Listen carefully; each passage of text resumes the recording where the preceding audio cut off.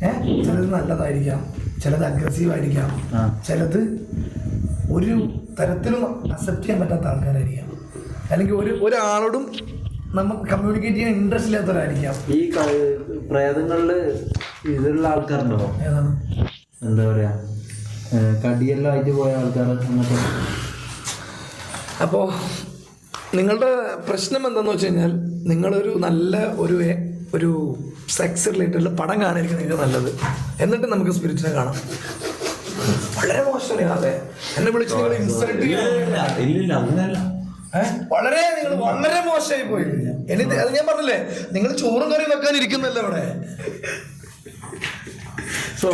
നിങ്ങൾ പല കണ്ടന്റുകൾ ചെയ്തിട്ടുണ്ടായിരിക്കും, നിങ്ങൾ തമാശയായിരിക്കാം. പക്ഷെ ഞാൻ പറഞ്ഞില്ലേ, എനിക്കത് എക്സ്പീരിയൻസ് ചെയ്യാൻ. നിങ്ങൾ എന്നെ നോക്ക്, നോക്കുമ്പോ നമുക്ക് ചിരി കൂടുന്നു. അതൊരു തെറ്റല്ല.